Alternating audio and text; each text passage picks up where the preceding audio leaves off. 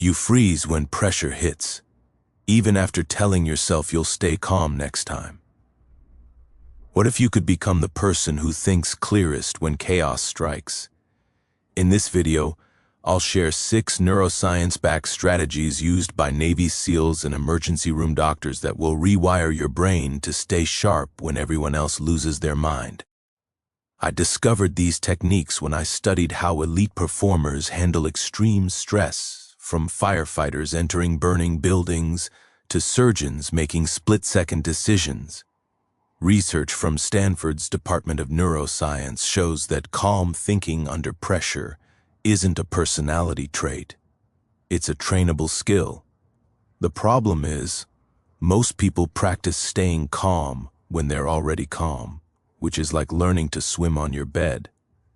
By the end of this video, you'll know exactly how to build a nervous system that thrives in chaos.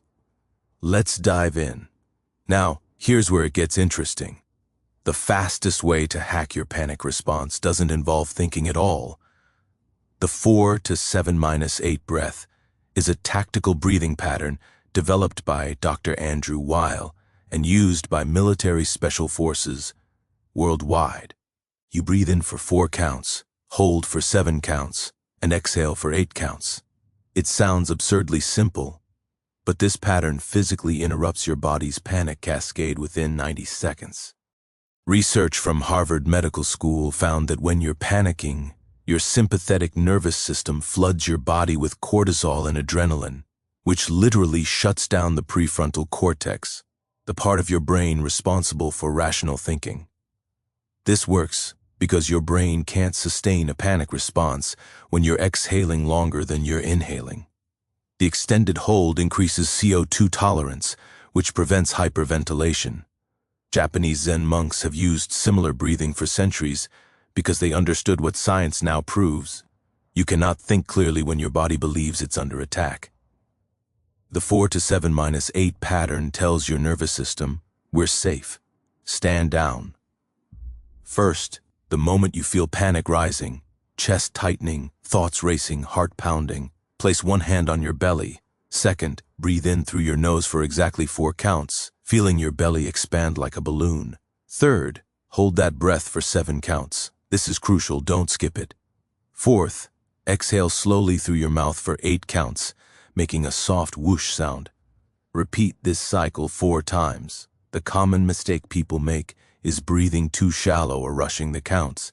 For instance, instead of doing this while continuing to scroll through bad news, actually stop what you're doing and focus solely on the breath for 90 seconds. Your clear thinking will return. But that's not all. Controlling your breath is just the foundation. This next one is crucial because panic doesn't just make you feel bad.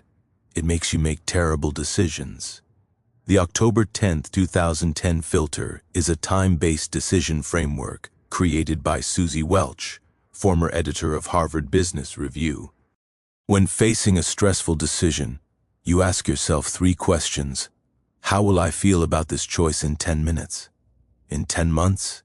In 10 years? This simple mental exercise creates what psychologists call temporal distance. It forces your brain out of panic mode and into perspective mode. Studies from the University of Pennsylvania show that when we're stressed, our brain enters temporal myopia. We can only see the immediate threat, not the bigger picture. This is an evolutionary feature, not a bug. When your ancestor saw a tiger, thinking about next year's harvest would get him eaten. But in modern life, most threats are emails, deadlines, or social situations. The October 10, 2010 framework works because it hijacks your brain's natural tendency to predict outcomes and redirects it toward long-term consequences. Neuroscientist Antonio Damasio found that people with damage to their prefrontal cortex can't project into the future, and they make catastrophically impulsive decisions. This technique manually engages that future projection circuit, even when panic is trying to shut it down. First, when you feel the urge to make a reactive decision, quit your job, send an angry text, make a panic purchase, pause and write down the decision you're considering. Second, Set a timer for 2 minutes and answer, in 10 minutes, will I feel relief or regret? Third, answer, in 10 months, will this matter at all? Fourth, answer, in 10 years, will my future self thank me or cringe? The common mistake is skipping the writing part and doing this mentally. Your panicked brain will lie to you. For instance, instead of immediately confronting someone who upset you, use October 10th, 2010. In 10 minutes, you might feel vindicated. In 10 months, you'll have damaged a relationship. In 10 years, you won't even remember what the argument was about. Write it down. The clarity is instant. Now, you might be thinking, but what if I need to decide right now? Which brings me to the next secret. Most people don't know this, but the way you position yourself mentally in a crisis completely changes your brain chemistry. The gray rock technique comes from therapists who work with high-conflict situations. You imagine yourself as a boring, uninteresting gray rock, emotionally neutral, unreactive, unmovable. When chaos swirls around you, you don't engage with it, argue with it, or try to fix it immediately. You just exist, stable, uninteresting. This isn't about suppressing emotions. It's about not feeding the panic with your reactions. Research from Yale's Stress Center reveals that emotional contagion is real.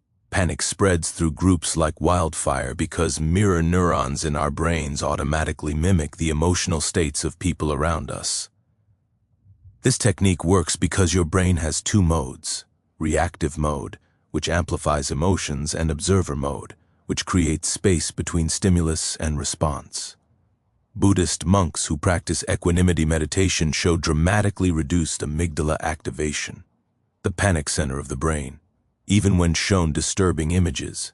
By becoming the gray rock, you're literally refusing to let external chaos hijack your internal state. Psychologist Viktor Frankl, who survived Nazi concentration camps, said, "Between stimulus and response there is a space. In that space is our power to choose." Gray rock creates that space.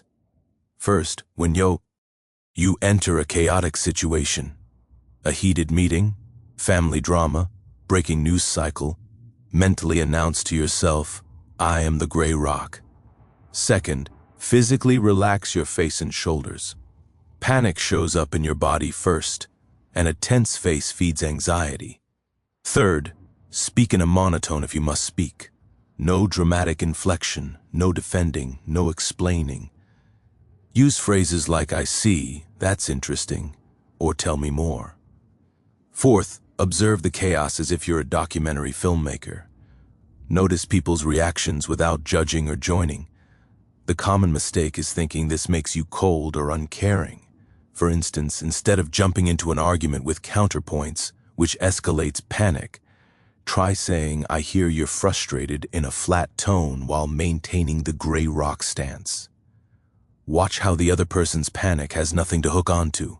The situation de-escalates because you remove the fuel. But wait, there's more to this. You can't gray rock forever. You need an active strategy for processing the situation. Now, let's talk about something even more powerful: turning your panic into data. Name it to tame it is a neuroscience technique developed by Dr. Dan Siegel. The moment you feel panic rising, you verbally label what you're experiencing with specific precision. Instead of thinking "I'm freaking out," you say out loud or write, "I'm feeling chest tightness, racing thoughts about the deadline, and fear of disappointing my team." You're not trying to stop the feelings. You're cataloging them like a scientist studying an interesting specimen. UCLA brain imaging studies show something remarkable. When you put feelings into words, activity in the amygdala, your panic button, decreases by up to 50%, while activity in the prefrontal cortex, your rational brain, increases. This neurological shift happens within seconds. This works because your brain can't be in feeling mode and labeling mode simultaneously. They use different neural circuits. Think of it like this: when you're drowning in a wave, you're terrified. But when you're a surfer observing and naming the wave, 6-foot swell coming from the left, you're in control. Therapists have used this for decades because they understood intuitively what neuroscience now proves. Linguistic labeling creates psychological distance. You shift from "I am panic" to "I am experiencing panic." That small grammatical shift changes everything.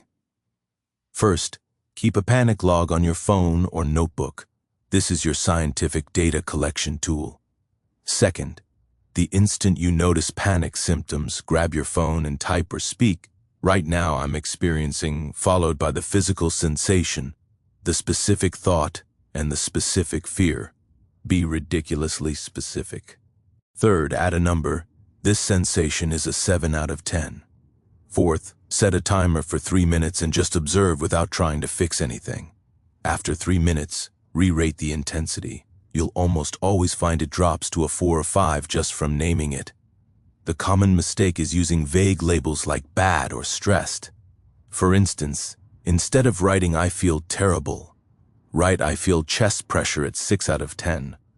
Looping thoughts about the presentation and fear that I'll forget my points. The specificity interrupts the panic loop. Your brain thinks, "Oh, we're analyzing this now, not running from it." This brings me to the next secret, which completely changed how I handle group panic. Here's something most people miss. Your presence affects everyone else's nervous system. The lighthouse technique is about embodying calm stability when everyone around you is spiraling. You don't fix the problem immediately, and you don't pretend everything's fine. Instead, you acknowledge reality while radiating unshakable groundedness. You become the person others look to for emotional regulation. This isn't about having all the answers. It's about having a regulated nervous system that sends a biological signal. We can handle this. Groundbreaking research on co-regulation from the University of North Carolina shows that our nervous systems don't operate in isolation. They're constantly scanning the environment for safety cues from other humans. This works because of something called neuroception, discovered by Dr. Stephen Porges. Your brain is always asking, is that person safe? Are they panicking or calm? When people sense a calm nervous system nearby, their own nervous system begins to regulate downward through mirror neuron synchronization. Emergency room doctors are trained in this because one panicked doctor causes nurses to panic, which causes patients to panic, which causes medical errors. But one calm doctor creates a cascade of calm. Japanese Aikido masters call this immovable mind, not because you don't feel fear, but because you don't radiate it. First, decide ahead of time that in the next crisis, you will be the lighthouse. This isn't spontaneous, it's pre-planned. Second, use the 4 to 7-8 breath before entering any group situation where panic might occur. You can't be the lighthouse if you're the storm. Third, use what crisis negotiators call strategic calm body language. Slow movements, lower vocal tone, maintain eye contact, keep hands visible and open. Fourth, use lighthouse phrases. Let's take a breath. I hear you, and we're going to figure this out. What's our first step? Notice you're not dismissing fear or providing false hope. You're acknowledging reality while modeling regulation. The common mistake is trying to be the lighthouse by giving solutions when people need emotional co-regulation first. For instance, instead of immediately problem-solving when your team panics about a deadline, try this: sit down, which signals you're not fleeing. Take a visible breath, make eye contact with each person and say slowly, "Okay, I see this feels overwhelming. Let's ground ourselves, then make a plan." Watch how the room's energy shifts within 30 seconds. You've already watched this far, so let me share the most counterintuitive strategy of all. This final technique sounds crazy, but it's used by astronauts, Olympic athletes, and top military strategists. Instead of waiting for panic to happen and trying to manage it in the moment, you deliberately practice panicking, then recovering during calm times. This is called stress inoculation training in psychology. You spend 10 minutes twice a week vividly imagining worst-case scenarios while sitting in safety, letting your body experience the fear response, then practicing your calm-down techniques. You're essentially getting your nervous system vaccinated against panic by giving it small, controlled doses of stress, followed by recovery. Studies from the U.S. Army's Comprehensive Soldier Fitness Program show that soldiers who practice stress rehearsal techniques have 25% better cognitive performance during actual combat compared to those who don't. This works because of neuroplastic rehearsal.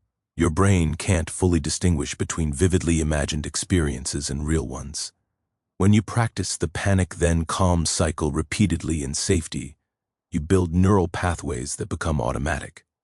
Neuroscientist Andrew Huberman explains that your amygdala needs to learn through experience that panic isn't permanent, and you can create that experience artificially. Olympic athletes call this pressure training. They deliberately train in hostile conditions, with crowds booing, under fatigue, after setbacks, so competition feels easy by comparison. You're not avoiding panic, you're befriending it. First, schedule 2 10-minute panic rehearsal sessions per week. Put them in your calendar like workout sessions. Second, sit in a comfortable, safe space and set a timer. Third, vividly imagine a specific scenario that would normally cause you to panic. A presentation bombing, a relationship conflict, a financial emergency. Really let yourself feel the physical sensations: racing heart, tight chest, racing thoughts. Stay with it for 3 to 4 minutes. Fourth, deploy your techniques.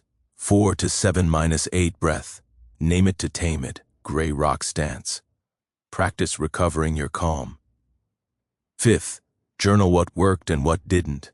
The common mistake is making the scenarios too vague or too catastrophic. For instance, instead of imagining something bad happens, imagine a specific realistic scenario. I'm presenting to 50 people. I lose my train of thought. There's silence.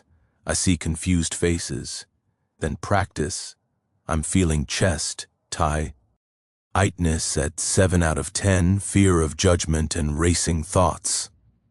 4 to 7-8 breath. I'm the gray rock. In October 10th, 2010, this moment won't define me. After 8 to 10 practice sessions, your brain will have a blueprint for handling real panic. Remember, the goal isn't to never feel panic. It's to maintain clear thinking while you feel it. Let's quickly review what we covered today.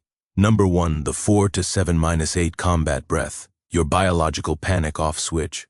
Number 2, the October 10th, 2010 decision filter, creating perspective when chaos demands reaction. Number 3, the gray rock mental stance, becoming unmovable when chaos needs something to attach to. Number 4, name it to tame it, turning overwhelming emotions into observable data. Number 5, the lighthouse leadership position, regulating not just yourself but everyone around you. Number 6, pre-mortem panic rehearsal, training your nervous system before the crisis hits. Remember, thinking clearly under pressure isn't about being fearless. It's about being functional despite fear. Every technique you learn today is a tool, and like any tool, it gets sharper with use. You have everything you need to become the person who stays grounded when the ground is shaking. The only difference between someone who freezes in chaos and someone who thinks clearly is practice. Just practice. These aren't personality traits you're born with. They're skills you build, one panic episode at a time. Don't wait until the next crisis hits to try these techniques. By then, you will revert to old patterns because panic makes you default to what's familiar. Start with just one. Pick the 4 to 7-8 breath and do it twice today, right now, even though you're calm. Build the neural pathway when there's no pressure. I promise you, 3 months from now, when pressure strikes and you instinctively take that 4 to 7-8 breath before your conscious mind even registers panic, you'll thank yourself for starting today. If you found this helpful, hit that like button. It tells YouTube to share this with others who need it. Subscribe for more neuroscience-backed self-improvement content that actually works, not just motivation that fades by Tuesday. Drop a comment telling me which technique you're going to try first, or share a time when you wish you'd had these tools. And if you want to learn how to build unshakable confidence that doesn't depend on external validation, check out this video next where I break down the psychology of self-trust. Thanks for watching, and I'll see you in the next one.